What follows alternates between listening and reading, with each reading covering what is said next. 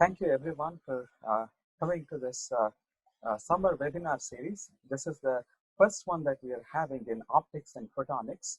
And our distinguished speaker for this distinguished ECE seminar summer series is Dr. Arka Majumdar, who is an assistant professor in the Department of Electrical and Computer Engineering, also Physics Department at University of Washington, Seattle. So Arka went to Stanford for his PhD. He had his undergrad bachelor's from Indian Institute of Technology, Kharagpur, and from then he went to Stanford for graduate school. We had a very little overlap, probably some overlap, though not nothing. So as soon as he finished his PhD at Stanford, it was with Vukovic group, right? And soon after that, he had a 1 year postdoc. Was that a postdoc at UC Berkeley? Yes. Yes, yeah. Postdoc at UC Berkeley, and also a postdoc, 1 year postdoc at Intel Labs in Santa Clara. And since then, in 2014, he joined University of Washington in Seattle, and he has been working on many different interesting topics of nanophotonics, and in particularly metasurfaces and computational optics. So today, Arka will talk about Metaphotonic computational image sensor. Arka. Thanks, Guru, for the invitation, and it's of course an unprecedented situation. It will be much better if I was there, but this is probably the best we can do right now. I'm going to talk about some of the work that we're doing in the field of metaphotonic computational image sensor, which includes some nanophotonic structure that known as Metasurface and some computational imaging techniques. And all the work that I'm going to present, most of them are published, and you can get the preprint from this website. And if you have any question, you can also email me at my email ID. Okay. So we'll start with first just my team and the funding agencies who supported most of the work that I'm going to present today. So before I delve into talking about metaphotonic computational image sensor, let me tell you a little bit about what we are doing at University of Washington in my lab. So the fundamental physics that we are interested in studying is the so-called light-matter interaction at nanoscale. Okay, so you want to understand how electron, which is like the matter part, interacts with photon, that's the light part, and we confine light to a very, very small length scale. And to do that, we've designed and fabricated various nanophotonic structures in like photonic crystal resonator, micro ring, micro disk, or dielectric metasurface. And then we integrate new material system on top of these nanophotonic structures. These nanophotonic structures that we do fabricate is all made of either silicon or silicon nitride. And then we transfer materials such as 2D material, complex oxide, phase change material, and various different kind of solution processed quantum system. And with this hybrid platform, this hybrid light matter platform, in my group, we are pursuing 4 different research directions. Okay. In one research, this hybrid integrated photonics, we are interested in figuring out that can we push the limit of current optical communication system, where silicon photonics is playing a very important role, that can we extend its performance to the next generation. Okay? And for that, we are studying phase change material integrated with silicon photonics.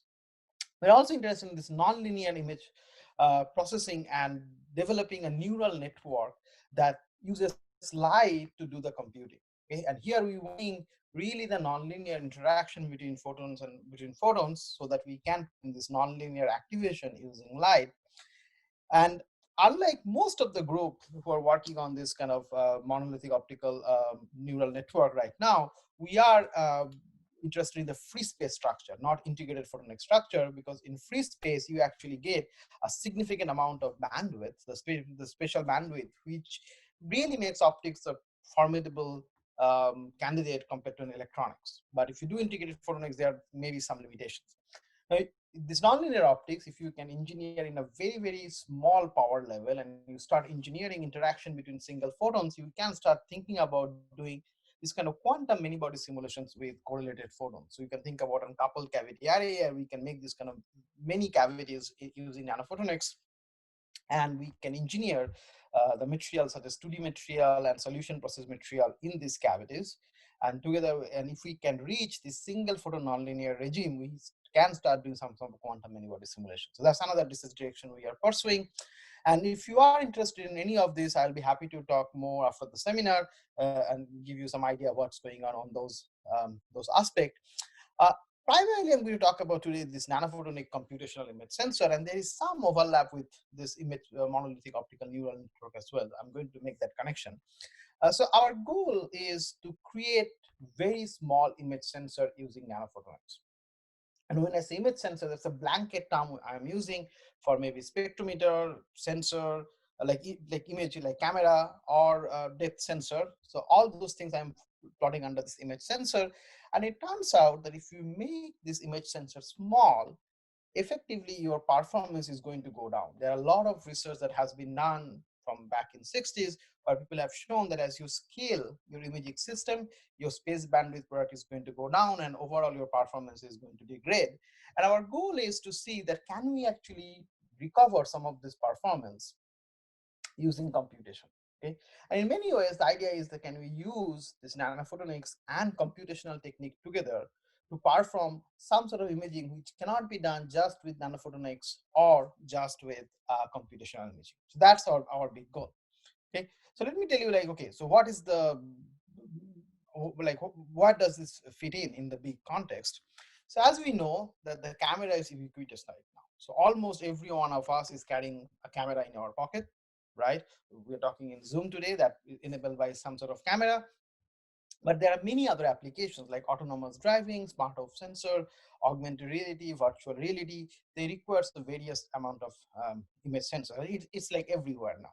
Okay, we can also think about this implantable microscope, endoscope. So for various biomedical applications, brain imaging, people are also developing a lot of camera.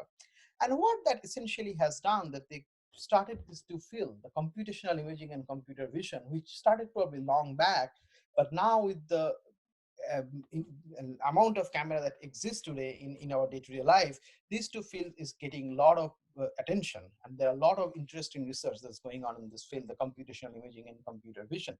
Now, these two fields primarily fall under computer science and engineering. So coming from an electrical engineering and physics background, it might, more from optics background, it might sound like somewhat new. So let me kind of tell you what are this thing in a very, very layman term.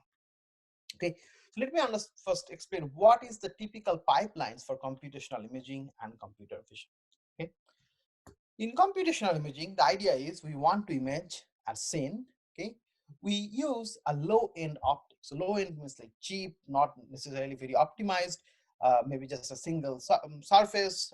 In fact, like in Rice University, people are looking into work where they're not even using any optics at all. They're using like just a random medium, and they call it the lensless imaging.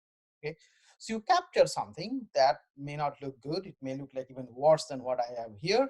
But then you turn on your computational technique, you know exactly what happened in this low-end optics, you can calibrate that, and you can use computational technique to get back the object. So you can use computation to replace some of this complicated optics from this imaging pipeline. Okay? What happens in computer vision is you actually use a pretty high-end optics. So when I say high-end optics, I mean like many lenses, these are all aberration corrected, and you try to create a faithful representation of the object. Okay, so in this case we can say like it's almost one-to-one mapping. If we don't think about diffraction limit and everything, it's almost one-to-one mapping. And then we turn on our computer because we have to explain that scene to a machine, right? That's what this whole computer vision or machine vision happens. And one of the example can be like you kind of do some feature extraction, you do some pattern matching, and you make a decision. Okay, and this is just an example. And that's where the computer vision fits in. But the main point to note here is these optics that being used in computational imaging and computer vision are not necessarily designed. Like they probably, these optics are not, at least not designed in the at the pixel abstraction level. You are designing either some surface or multiple optical element or even a random medium, but these optics are generally not designed like from the electromagnetic spectrum. Okay, now think about the computational block, that what computational block people are actually using. And primarily people are using deep neural network for any sort of this computation. Okay.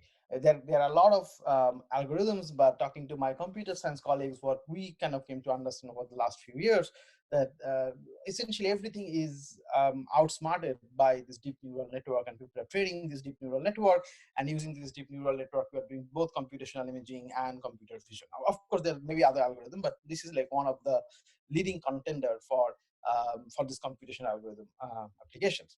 And as it turns out, this deep neural network is pretty power hungry, and it might take some time even for just for simple inference. And there can be problems. Like one of the example is autonomous navigation, where you have to make this decision very, very quickly. And deep neural network is reaching a limit in terms of power and latency, um, that like a full-fledged deep neural network cannot really be used, and people are looking into various different techniques in the computational domain, like pruning, and trying to reduce the computation to come to this a conclusion, or come to like a conclusion to how the scene is, so that the autonomous car can um, either stop or take a turn, something like that. Okay. So what our philosophy has been for the last 4 or 5 years is trying to see that can we reduce the computational complexity using free space optics. Okay, and let me explain what I mean by that. So if you think about this computational imaging and computer vision problem, you start with the scene. Okay, it can be like this landscape, some flowers, like a card scene, or maybe like some mandrel, and then you ultimately what you want is either a faithful representation of the scene, so it's one-to-one mapping, so this is like how what our camera does, or maybe you want to find out the depth, you want to maybe identify the car, so you maybe identify what the scene is. Okay, that's our goal. This is the whole this computation imaging and computer vision pipeline is trying to do. Can we use optics to bring it to an intermediate level? Okay, so we can use some sort of optics and capture something in the sensor, which is an intermediate state. And then we do computational processing, but we use these optics intelligently. We design these optics intelligently so that from the intermediate state to this final state, the computational processing requires less amount of computation. Okay, so that's the kind of the big picture idea for us, that can we use optics to take some of the computational load from the computational post-processing. And then it becomes, okay, how do you design these optics, right? And that requires a computational design of this optical element. And the question is, can you like design any arbitrary optics? Maybe you make multi-layer of surfaces, but we can use computation to design that. And finally, can we actually co-optimize the optics and computation algorithm to get to this sweet spot of lowest energy and lowest latency? So that's our big goal. Okay. And there is a deep connection with these deep neural networks. If you start rethinking the deep neural architecture, an ordinary deep neural architecture, you have this image or scene, right, that you capture, and then you turn on your software that has, like in a very abstract level, linear, nonlinear, linear, nonlinear block. So in this case, I'm the blue one, I'm talking about a linear block. The orange one is a nonlinear block. And that's how we pass it to several layers, and then we do the classification, right? Now, if you start thinking about this neural network architecture, is it possible to have a significant amount of linear operation in the beginning, and then you turn on the nonlinear operation, okay? And if that is doable, then we can implement this linear operations just using optics, maybe not a single surface. And when I say optics here, this is not necessarily we know what optics that is, and I'm going to tell you like some of the work that we are doing. And this is really a big picture. There are a lot of things that needs to be done, and I feel that we are just scratching the surface right now. But can we implement this linear operations using optics, and then some of the operation in the software? And when we do that, we have to think about this, that maybe if we want to put all the linear operation in front and the non-linear, and we try to implement in the software, that may not be the most optimal solution to implement the whole thing in software. But once we are implementing in optics, we actually ultimately benefit, and we can ultimately reduce the energy and power consumption. So that's kind of where we are, that can we bring some of the computational load from this computational imaging and computer vision to optics. And then of course, we still are going to do some computation, but overall the complexity hopefully is going to be low. So that's kind of where we are after. But the problem that we know that the free space optics are really large, bulky, and misalignment prone. So this is a picture of my optics lab. And as you know, there's many optical elements. You have to align them very well, and it's not really easily doable. And we believe the dielectric metasurface can provide a very interesting solution to implement this free space optics for applications for this computational sensor. Okay, so let me start with what is dielectric metasurface, how we think about and how to think about this dielectric metasurface in general. So to my opinion, dielectric metasurface is essentially a class of diffractive optics. Okay, so let's understand what is a diffractive optics. So some of you probably already know, have learned in optics class, but just for the sake of completeness, we know when you do that in a high school physics or freshman year physics, when you talk about first lens, we think about, okay, there is a curved surface, right? And rays incident and different part of this curved surface is going to see a different curvature. So by Snell's law, they are going to be bent by a different angle, and that's how a lens takes a parallel rays and focuses to a single point. But another way to explain the same behavior is the light incident at different part of the lens is undergoing a different phase shift because it undergoing in the glass were different length, right? So they're undergoing a different phase shift. And it turns out using Fourier optics, we can see that if you have a phase mask that's changing with space, we can bend light based on what is the gradient of this phase mask. And once we start thinking about phase, we know that phase we can wrap into pi, and that's how we can get our first diffractive optics. So anytime the phase is reaching 2 pi, I'm going to bring it to 0, and we'll start from 0 again. Okay, so this kind of optics is called kinetoform diffractive optics. It's very difficult to fabricate. Now we can quantize this continuous surface by a single level of quantization. So this is a single stage diffractive optics, this is like one thickness, or we can quantize this continuous surface by multiple thickness. So we get a multi-level diffractive optics. You can probably already understand that if you fabricate this multi-level diffractive optics using lithography, you need several stages of lithography process to happen. Just kind of to show you how it looks like. So if you have a lens and you are plotting that the thickness as a function of x and y, you are going to get a parabolic like behavior. Okay, so you can see the scale bar, the z, and we are doing something like this. So it's very small, and then it's x squared plus y squared. That's how the phase is changing. The way we go to diffractive optics, we are essentially doing a modulo 2 pi, and this is how the structure is going to look like. Okay, and again, this probably is very familiar with many of you. I just wanted to put it there just for sake of completeness, because this kind of structure is going to come again and again, and this is essentially just a modulo 2 pi operation. There is nothing like really more than that. Okay, so now you take this diffractive optics and you go to sub-wavelength scale, okay, and you get to this dielectric metasurface regime. So what really changes there? So there are two things that happens. First of all, previously, to give you a different phase shift, I need different thickness. But it turns out in the sub-wavelength scale, just by changing the lateral geometry, I can give different phase shift. So with the same thickness, just by changing lateral geometry, I can get any phase between 0 to 2 pi that enable two operations. Number one, it can get singles, we can fabricate with the single stage lithography. Okay.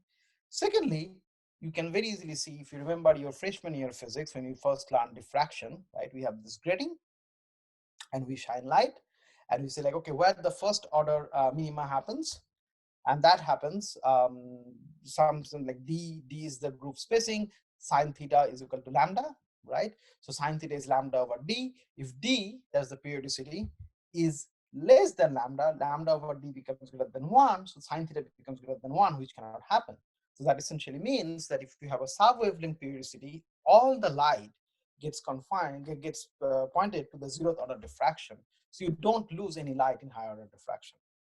Now, I'd like to point out here, there can be some problem where you really want this higher order diffraction. So that's can very well be true, and that for those cases, the dielectric metasurface may not be the ideal solution. But for most of the problem that we are interested in, we are just we are just looking into only one diffraction order, and we like to get all the power in that diffraction order. Okay, now it's been a little bit more time to figure out why it works. Like it's like for some people, it may not be completely clear that why we can give the same phase by changing the lateral geometry. And to do that, let me kind of think about that how this phase shift happens. Okay, so if you have two slabs, and this slab has pretty large extent, and light is propagating through these two slabs, and they are made of refractive index n, then the phase shift phi is given by 2 pi n times L over lambda. This is what we learned in high school physics. So length L, the phi, the phase shift that we get is proportional to length L. So to give different phase shift, we are going to get different length. Okay, but if all these structures' lateral dimensions is smaller than the wavelength when the light hits it, light can we think about, like when we think about the wave optics, one kind of intuitive way or qualitative way to think about this is the light actually that's coming has a spatial extent of wavelength. So depending on how big the scatterer are, light is going to do an averaging of the index from n um, and the air, in this case, whatever the surrounding medium is. So you're going to change the n effective, and the phase shift that you're going to get is given by 2 pi n effective L over lambda. Okay, this is a very qualitative picture. It's not necessarily the exact accurate of describing, but you can at least start convincing yourself that why it is even possible to give same phase shift, a different phase shift from the same thickness, because when you go to the sub-wavelength scale, you can start playing with kind of something like effective index. Okay, so as I mentioned, it's a qualitative picture, but to really calculate, you have to run like rigorous electromagnetic simulations. And what we do is this what we call the scatter design. We actually run some rigorous coupled wave analysis. And most of the work that I'm going to present today, we use cylindrical scatterer. Okay, so we start with a periodic structure. Each period has some thickness, some diameter, and some period. So for a fixed period, diameter over period is the duty cycle. So when you are changing the diameter, you are changing the duty cycle. And as you can see, just by changing this duty cycle, I can get my phase shift from 0 to 2 pi, while keeping almost unity amplitude. These resonances that happens, these resonances are actually coming from something called guided mode resonance. We actually use that guided mode resonance for some other applications, but in this work, we're just going to neglect those guided mode resonance. We're not going to use any of these parameters where we have a dip in the transmission. Okay. And even though we do cylinder, you can go crazy and you can start making various different kind of scatter geometry. So there's some very nice work from Professor Nanfang Yu at Columbia University, where he used various different kind of scatter geometry to do some dispersion engineering. I'm going to bring those things up a little bit in a bit, but you can actually have the ability to now think about like really be creative, come up with different scatter geometry. As long as it's sub-wavelength, you can play with polarization, you can play with wavelength. So there's a huge amount of opportunity that Metasurface presents to an optical engineer to really start rethinking how we can think about an optical element. Okay. Okay, so how do you design our Metasurface? So as I mentioned, we'll start with the periodic structure, with the cylinder structure, and then we run a lot of simulations, and primarily we do something called rigorous coupled wave analysis.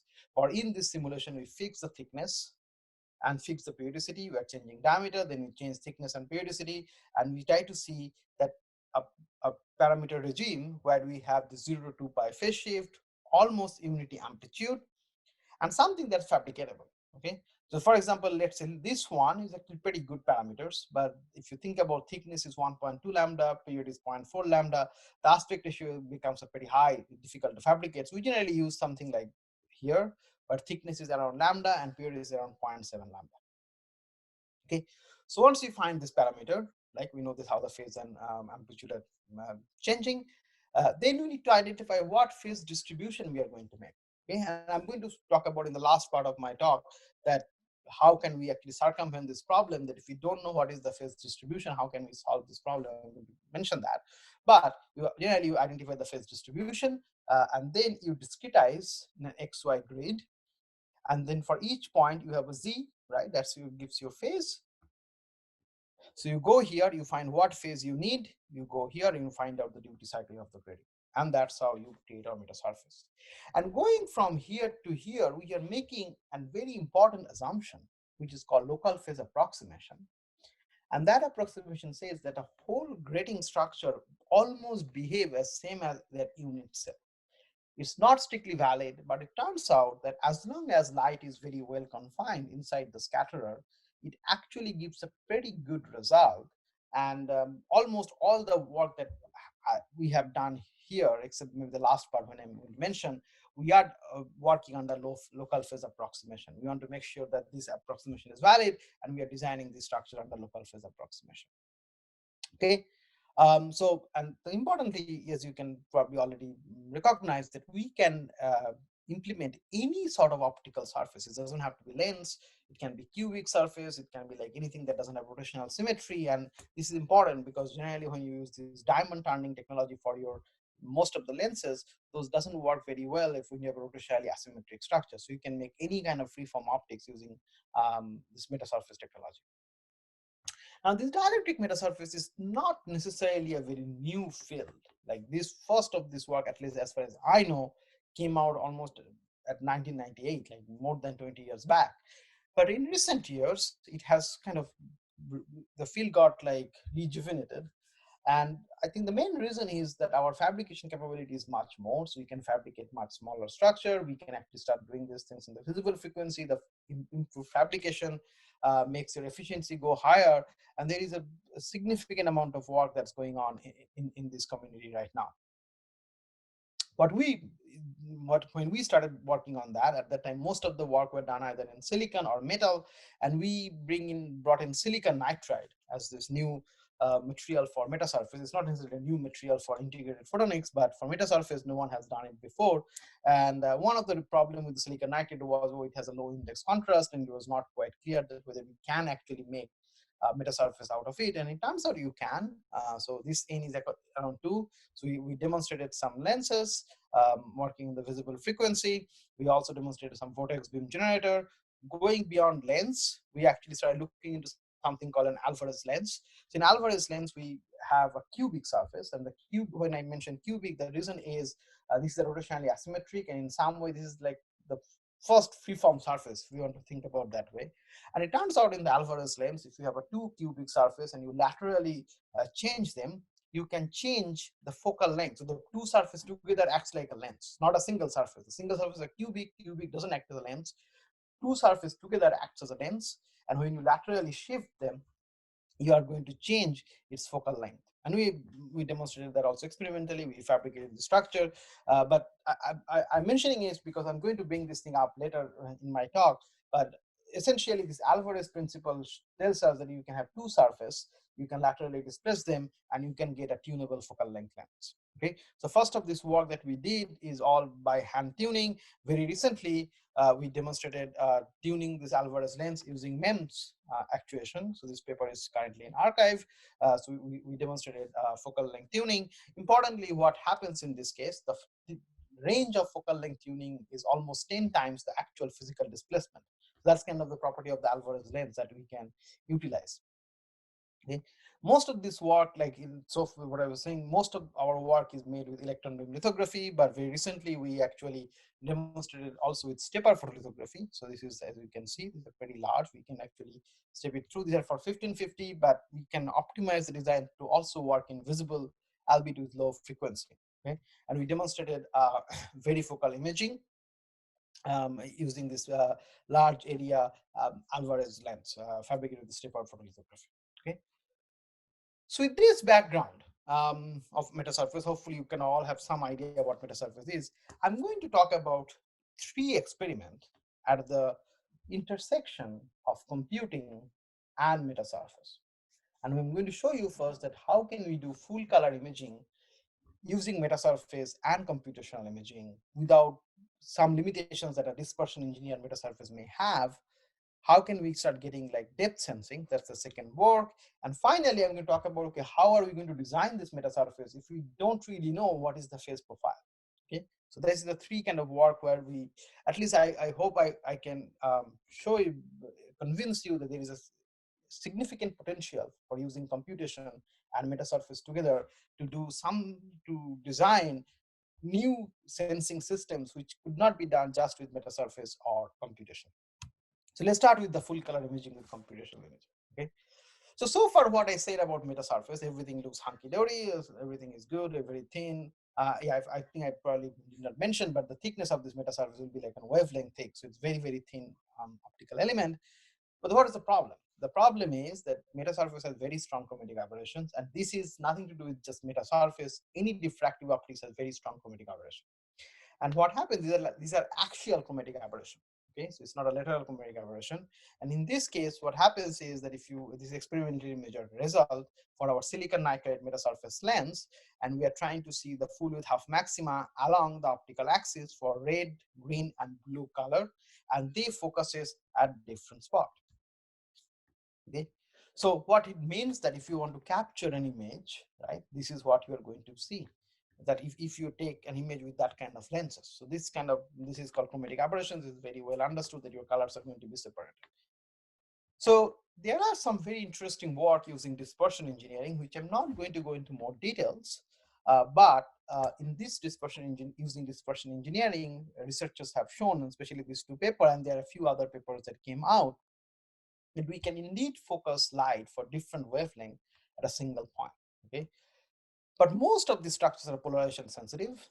It generally requires a significant amount of parameter search. It cannot be applied to large area, and this is actually a very important aspect that I think we are learning more and more as we are trying to really build systems with metasurface. The metasurface takes light, only that light that incident on the metasurface, and that's like fundamental, like physics limits it. You cannot really get more light than the aperture of the metasurface. And if you have a 200 micron aperture, you're going to get very little light. That's like not necessarily, not practically useful for almost anything. So you need to have a large area, and that area is somewhat depends on what kind of applications we are looking at. For example, we are actually working on a project with DARPA where we are trying to build like a 10 centimeter to even 1 meter surface area for application like satellite communication. But in general, for commercial photography, the area has to be 1 millimeter, 3 millimeter, and it turns out that this cannot really be applied to large area, or if you, or at least high numerical aperture. So you can make a very, very low numerical aperture to that extent that it's not even a lens, and then you can have probably larger area. And these limitations is a fundamental limitations coming from time bandwidth. There is some very recent work from Professor Monticon's group from Cornell who showed this, that there is a fundamental limit that where we can reach using this kind of dispersion engineering at a surface. Moreover, the feature size is much smaller. So here the basic idea almost is like in unit cell, you make several different structures. Your structure's dimensions are always smaller than the unit cell. So the fabrication becomes somewhat more complicated. It's not necessarily it's not doable, but it's more complicated because feature size is smaller. So when we looked at this problem, we wanted to solve it for a large aperture, or at least we wanted to make sure there is no limitations in terms of aperture that we cannot really scale to like 1 millimeter or 2 millimeter length scale. Okay, and our solution was that if you think about a conventional meta lens, this is what we get. The light is focused in 3 different points. Can we actually destroy colors of all the lenses, but in the same way? So any color between red to blue, all the colors will be distorted, but exactly the same way. And then once we capture this information, we turn on our post-processing software, which knows exactly how these images are destroyed, so we get back the final image. Okay, and to do that, we went to like almost computational imaging 101, this idea of wavefront coding. So back long year back, this is like one of the implementation, but this was proposed back in 90s. It turns out that if you add a cubic phase mask with a lens, instead of focusing in a line, you are going to get like almost a line focus. So focusing on a point, you're going to get a line focus. You get a range of uniform point state function. And what it means is if you use an ordinary traditional lens, it's going to focus in one focal plane. You go away from the focal plane, you are going to get a big defocused beam. But with the wavefront coded structure with a cubic phase mask, you are going to see something in the focal plane which doesn't look like a lens, but it doesn't change when you go to defocused. Okay, and in fact, people actually have used that to circumvent the chromatic aberration for a refractive optics. The refractive optics also has chromatic aberration, which is significantly smaller than diffractive optics or metasurface, but refractive optics also has chromatic aberration, and people have used this extended the cubic metasurface to extend the depth of focus. So that's kind of the technical term, the extended depth of focus lenses to solve the chromatic aberration. We wanted to use the same thing for diffractive chromatic aberration correction. And it turns out that you can think about the metasurface sub-wavelength structure, it's very easy to add two elements into one element. So we basically realize that instead of a lens and cubic phase mask, two different elements, we can just create one single surface. Okay, and that's what we did. So we basically have our phase profile that looks like this. So this is the lens, and this is the cubic phase mask. So alpha is a design parameter that essentially tells you how much of the cubic element we have. So if you have alpha equal to 0, we get back our ordinary lens. And if you remember, like this is exactly how it looks like when you take this modulo 2 pi for x square plus y square that I showed very early on. If you have some alpha, you will start seeing some asymmetry, and with more alpha, you're going to get more asymmetry. Okay, and again, I point out this asymmetric structure is difficult to fabricate using ordinary diamond turning technology, but in metasurfaces, it doesn't matter as long as we have a surface, we can fabricate with lithography. So what happens when you do this asymmetry? So if you have alpha equal to 0, okay, and this is simulation result. Light is going to focus at 3 different spots. For this is for red, this is green and blue. Actually, sorry, this is red, this is green and blue. So the f times lambda becomes constant. So you can figure out which one is red, green, and blue. And if you put a sensor here, right, this is very well focused in green. Everything will be fine. But blue and red are going to be actually much worse, right? You're going to get a very blurry image, so you're not really going to get a good looking image. But with our cubic element, you are going to get an elongated phase profile, and you can find a sensor plane where all the light is coming in the same way. Okay, and you can probably already recognize this cubic profile is created an airy beam. It's an accelerating beam that we are creating, but we are not really exploiting the accelerating property of the light. We're just making sure that all the light remains, all the light kind of comes to the sensor in the same way.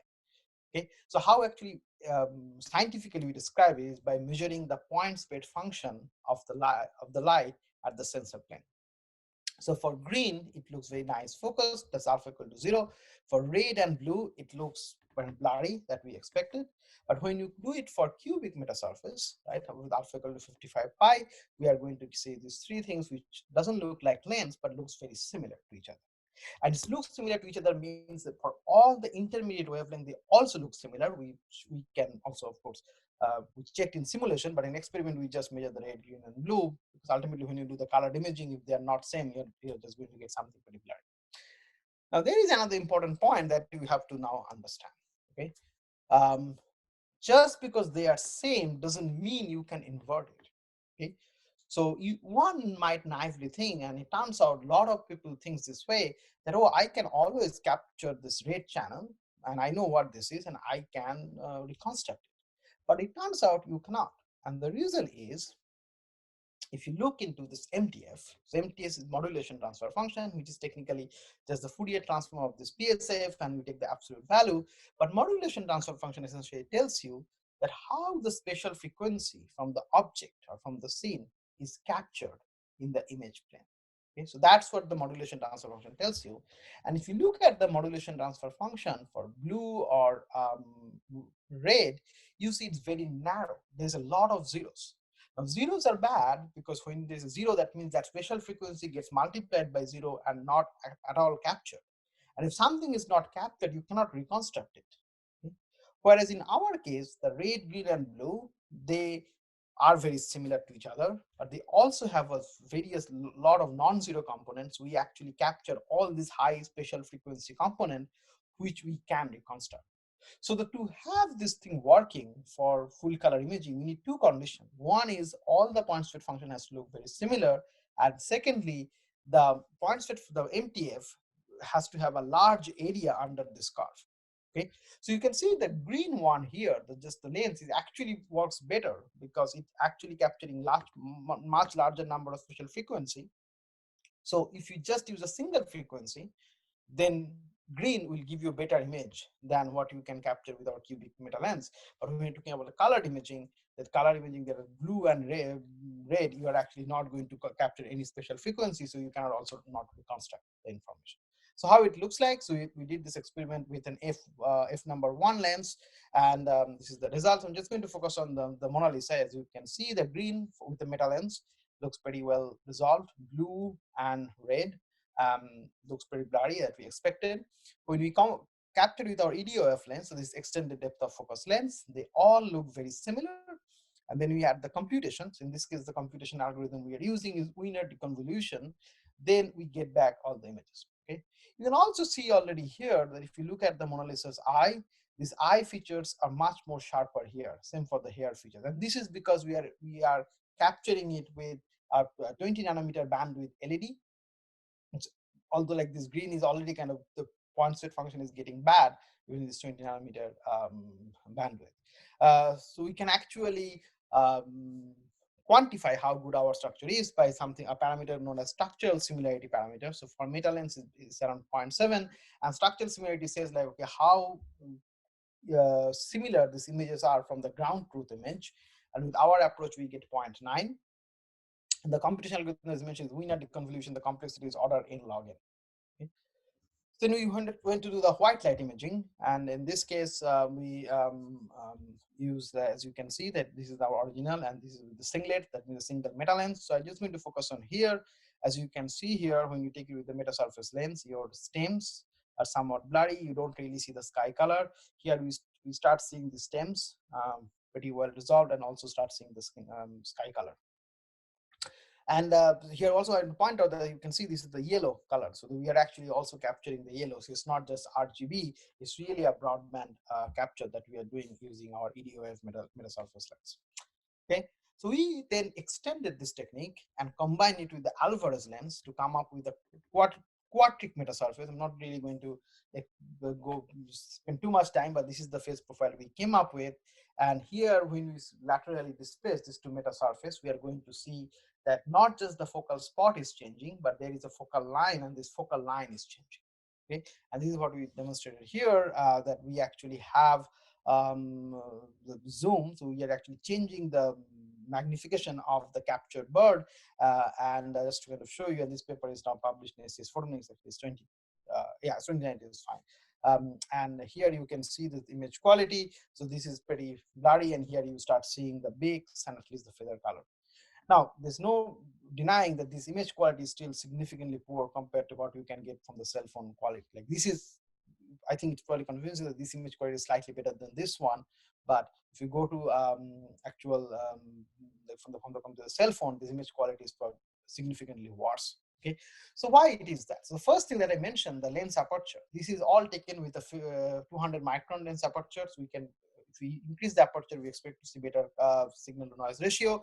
There are a lot of new computational imaging algorithms. I'm going to show you some results in a bit, which might give you much significantly better results. We have not corrected geometric aberration. That's something that we are doing. And also, you can probably see there is a streaking feature that's coming from the fact that the cubic has an asymmetric point state functions. If you do some rotationally symmetric EDOF lens, it might improve the performance. So we actually wanted to first try with the improved larger aperture, and this experiment was done like back in January when the labs were still open. So we fabricated a 1 millimeter lens. So there's one EDOF and one just simple meta lens. This is the EDOF lens you are seeing, and this is the comparison. So this is how our image used to look like in 2017 with 200 micron aperture. So it's with 1 millimeter aperture, the image looks significantly better. I'm going to show you some even much better results with better computational algorithm in a bit.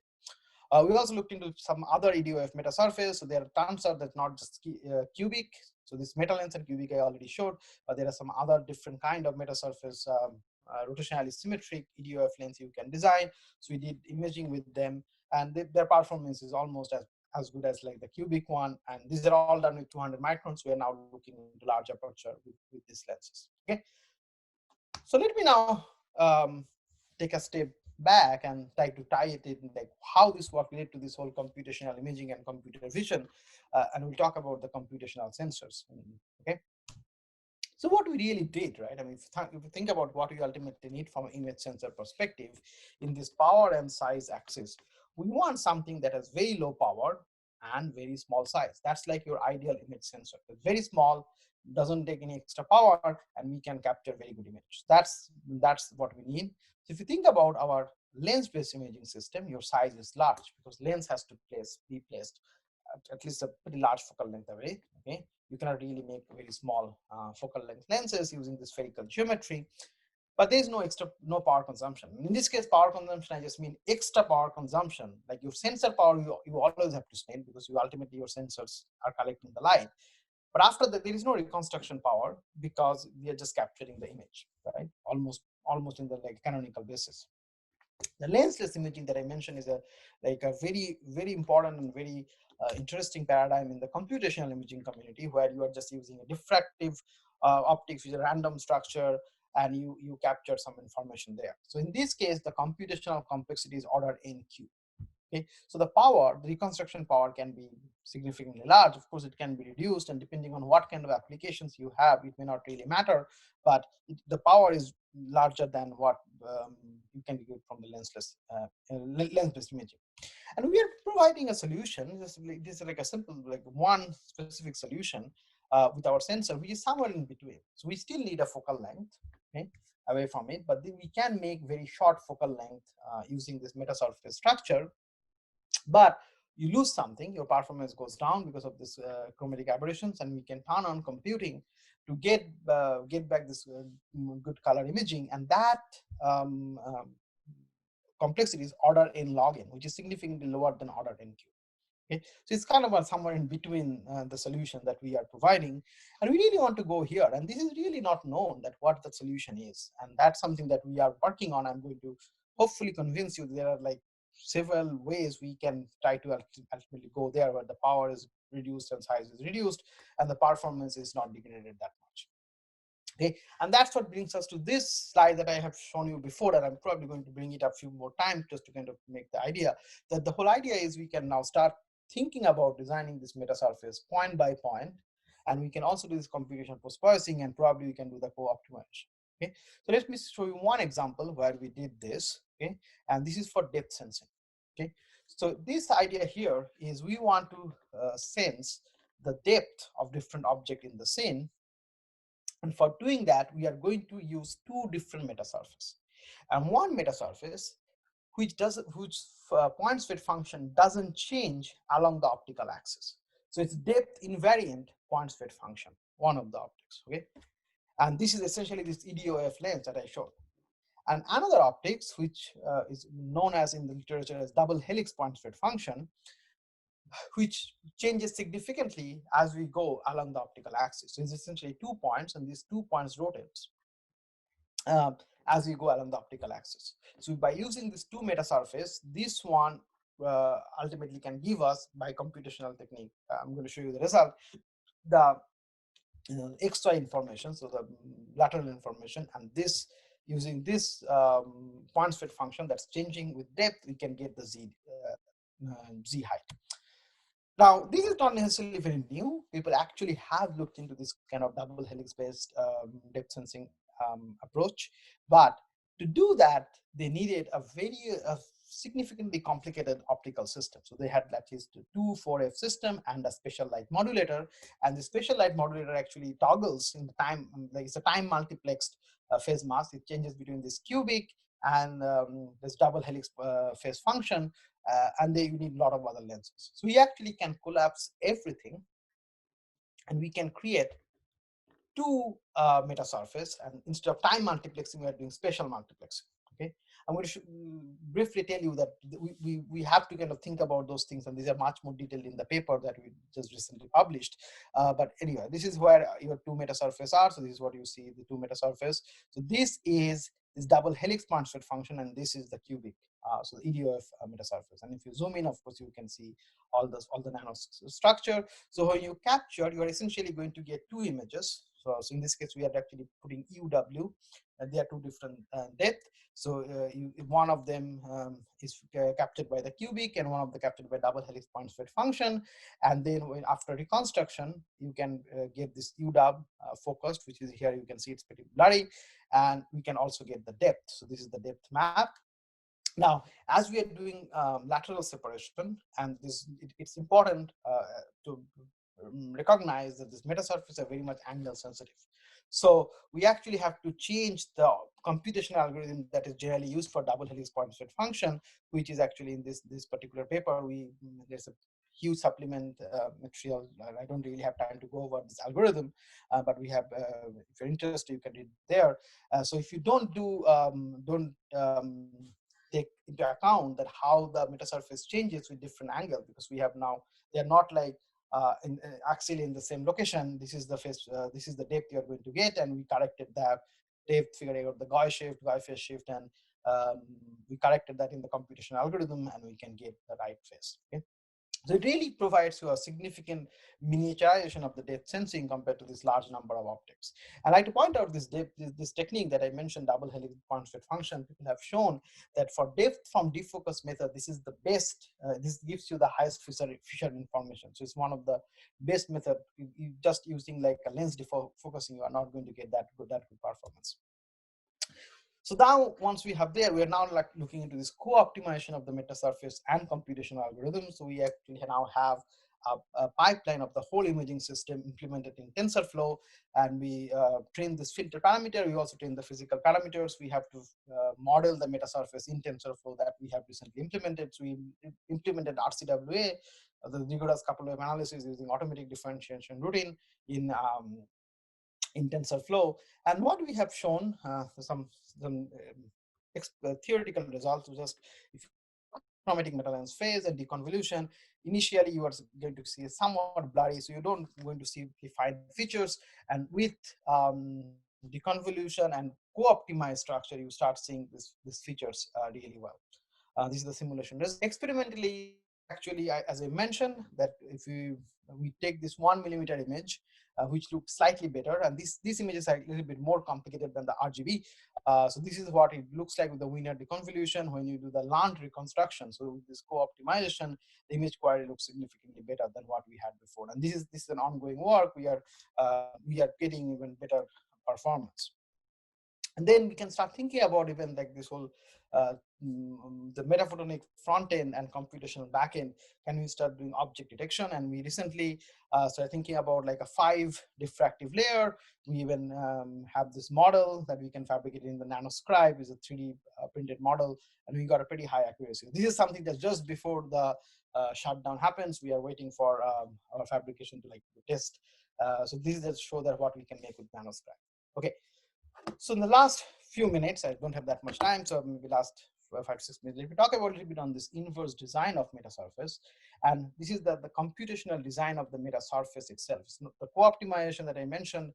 They're also like sometimes we are trying to also design the metasurface, but I'm not, without going into much more details, we kind of abstract it as a face mask, but how can we actually start designing this inverse design of the metasurface itself if we don't know what surface to really use?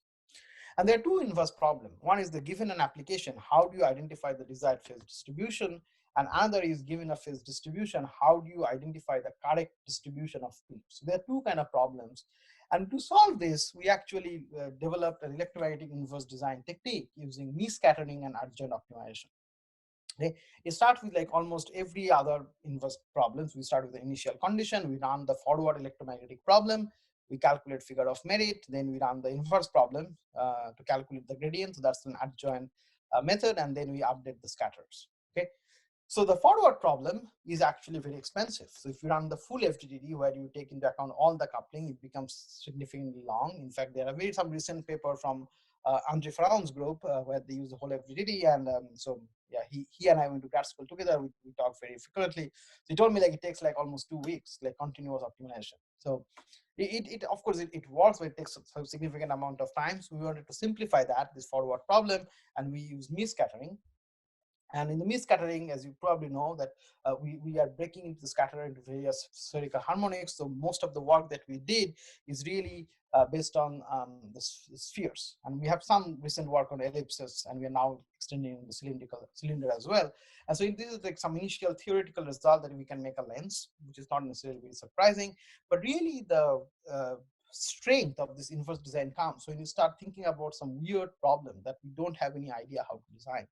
To do that, we actually start looking into, again, this point state function engineering. But the problem that we kind of somewhat toy problem that we came up with.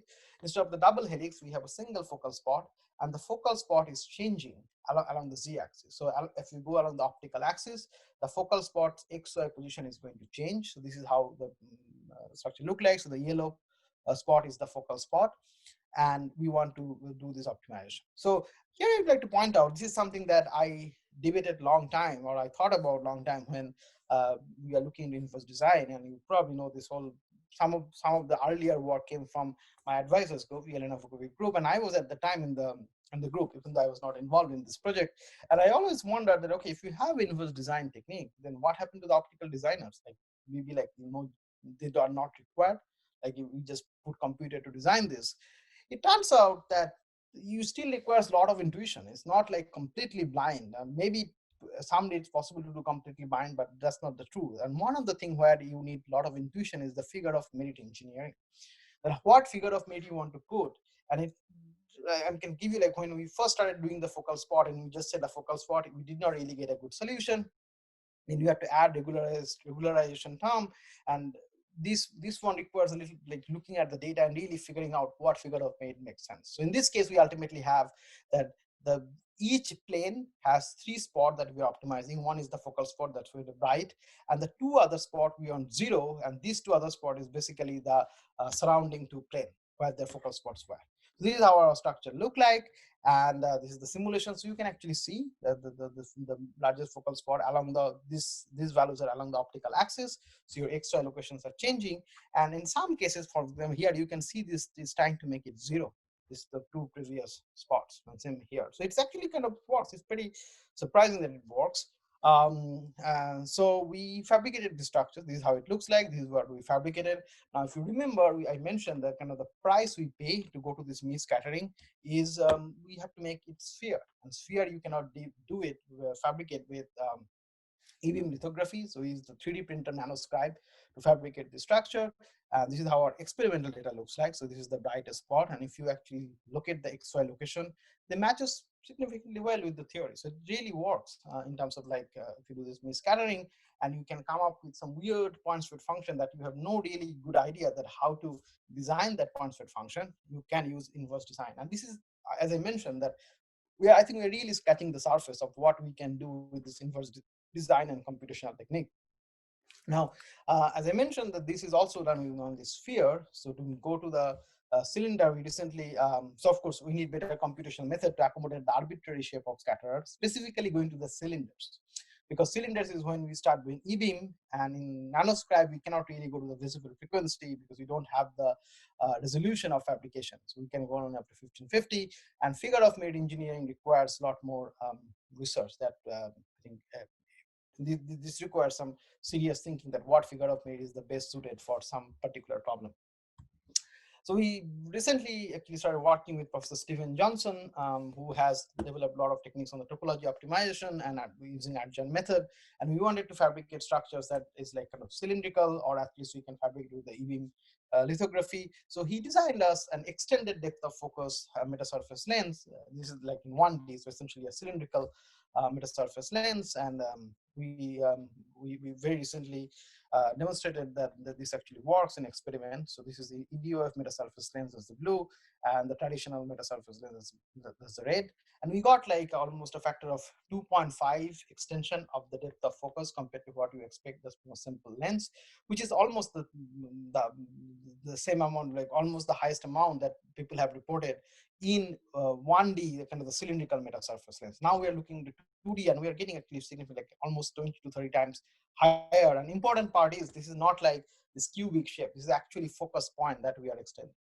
So yeah, I'm almost running out of time. So let me kind of conclude that I'll show you that with using computation and metasurface engineering, we can start looking into some full color imaging that doesn't have the problems that simple dispersion engineering may have. I talked about depth sensing and co-optimization of metasurface and computational algorithm, and there are a lot of rooms to explore new kind of sensing modalities. And finally, the inverse design that we discussed, some from the PSF engineering, but the figure of merit engineering will require some more work. And yes, we are looking into a lot of different device design. So I kind of want to like end here with this outlook that's really the synergy of computation and metaphotonics can really bring some optical processing. These are all linear. We don't have to do optical nonlinearity. If we can bring nonlinear optics, that will of course enhance the performance, but there is several problems to get the nonlinearity. But even that, we think there is a significant opportunity for optical engineers to create new, really low power and low latency sensors. So thank you. Well, thank you very much. That was a fantastic talk. Really excited about the possibilities that Metasurface bring in for imaging applications. Just a message for all the audience. If you have any question to ask Arka, either type or you can also just raise hand so that you get a chance to speak. In the meanwhile, maybe I'll begin with a question that's related to the opportunity of metasurfaces in the context of all the upcoming applications, say LiDAR or virtual reality, etc. So you did mention in the beginning about how we can put all the linear computational optics together, and then that would be the optical part, or can be implemented on optics, while of course the nonlinearity, which is really hard in optics and probably a lot more power consuming than what we can currently do, that has to be put to the back end, maybe electronic computing currently. Yes. So is there any estimate or guess, what do you say, like how much is the advantage of going between these two, or versus maybe of course any wave based phenomenon like light would actually help in implementing all the convolution kind of algorithms because of its wave nature. So that's clearly an advantage with optics. But is there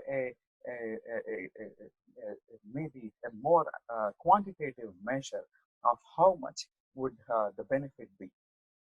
That's a very good point. And this is, so the short answer is, I don't know. And I don't think anyone knows. What we have shown, I have not shown, put that work here, that if we are going back and forth between electronics and optics, then you have no advantage of using optics. Because, so in this case, what we are saying that we are doing one handoff, and that handoff always has to happen if your information is already in the optical domain, because it's a sensor handoff, right? And you are always capturing. So in that way, I think we can argue that the total power consumption will be less than what power consumption that we have in electronics. Now it's hard to say, and this is something that we, as I say, like, I mean, we the way to design this thing, we implement this everything in TensorFlow, and then we start simulating, and it turns out for MNIST data set, we probably have like this 100 in optics works well. The moment we go to the Cipher data set or ImageNet, then the optics doesn't really work, and optics essentially needs some pre-processing. So we have to. So essentially, I think what I'm saying is that the which problem will be get benefit, it will really depend on problem to problem. But in this case, if your signal is already in the optical domain and you are doing some post-processing, we can always claim that we are saving power and speed. But the extent is not quite clear. But if you go back and forth, you actually don't really gain much. Okay. Cool. So I think Henry Everett has a question. Henry, you can also speak if you want to. I'll read the question in the meanwhile. How stable are you or your meta-optical elements to environmental effects? It seems the delicate balance you achieve could be susceptible to mechanical or thermal distortions if put into practical imaging systems. Okay, that's a good point. So we basically, you can take this metasurface and you can coat it with some other element. In that way, we may not have that much problem with the thermal problem. And one thing is that these are not a resonant behavior. Like this phase, like even if you change this temperature by 100 degrees centigrade, 200 degrees centigrade, you almost don't change any focal length that we actually have done for like there is a similar query was like for one of the paper, and we did some experiment, and it turns out that you don't really change anything in terms of focal length. And the reason is that your field is really distributed over the whole surface. So if you change like some structure or even the whole structure, you don't actually see that much change in the focal length. In fact, changing the focal length of this lens is very hard, is a problem. Now, if you have like dust particle or those problem. That's true for any optics, and this I think is true for any LiDAR application.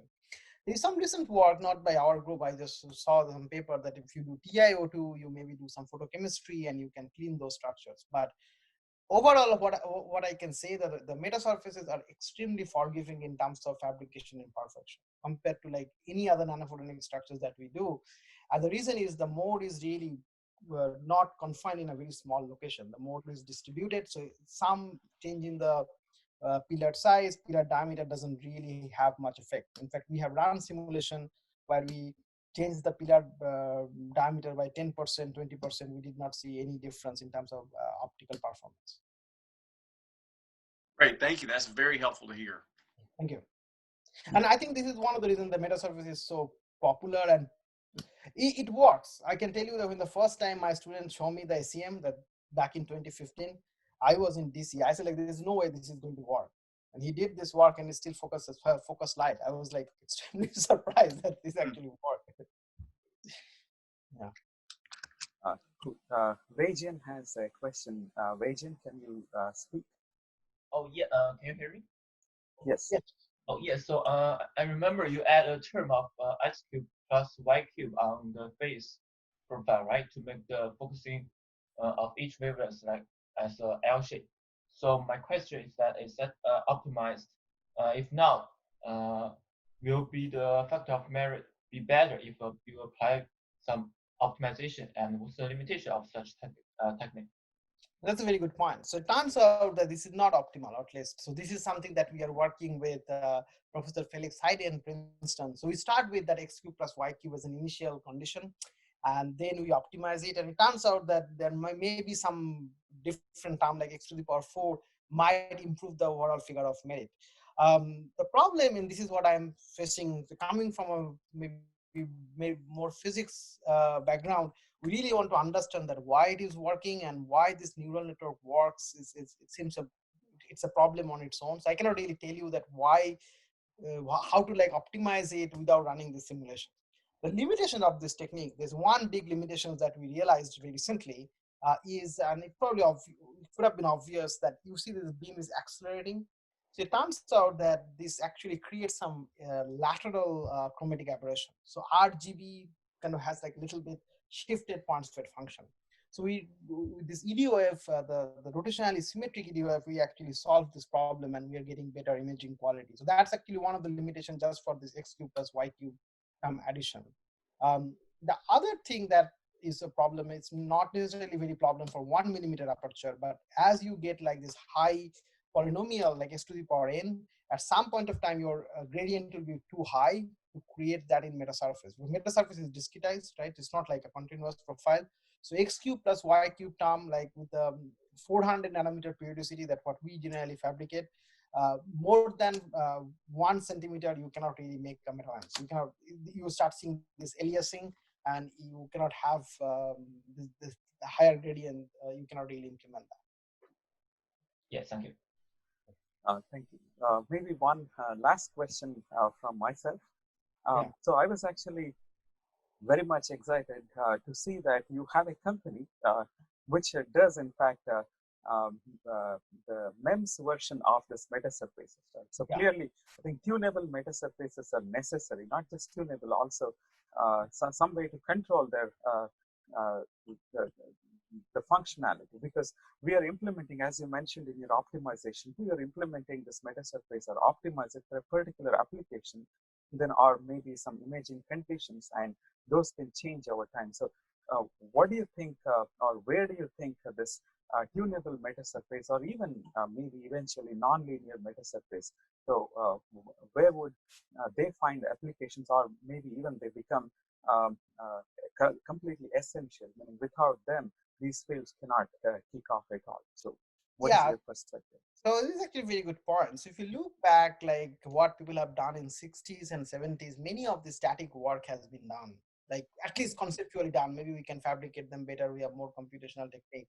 So the nonlinearity and reconfigurability is the holy grail in some way, and not just MEMS tuning. I think what we really need to, if we can start tuning each scatterer of the metasurface, then there is a humongous amount of applications, including this neural network that we were talking about, that going to this, like right now you can use it only for inference. Like you cannot really use for training because we cannot really train the structure. And all the mechanism that exists is not necessarily very efficient. So the company that we have, we are actually trying to just implement Metasurface tunable lens. A tunable lens is somewhat an easier problem. Like if you, the tunable lens beam steering is significantly easier problem than like special light modulation. Like beam steering you can do also with a single control, same for tunability. So we are primarily looking into tunable element. Okay. And the conclusion that I came to, that MEMS is a very powerful technique. It's very difficult to fabricate and it has a lot of problem, but MEMS, like it's probably the only way we can ultimately get to like this 0 to 2 pi control with the low power. And because compared to every other material that I have looked into, they all have some sort of problem. Whereas MEMS is like, you can really start even thinking about tuning, maybe not the each scatterer, but even the 2-3 micron we can tune. Yeah. So that's what I'll say. But these are really the holy grail to solve. But non-linearity wise, we really have to enhance the performance. Like, and it's not quite clear to me that whether we can do that in the Metasurface using Chi2 or Chi3. So we are actually more interested in some OEO kind of non-linearity, maybe like recent work from Jason Valentine's group where they use the view to Metasurface. Those I think seems a more promising application. Yeah. Thank you. Okay. If there are no more questions, let's thank Arka Majumdar for making time for this wonderful presentation.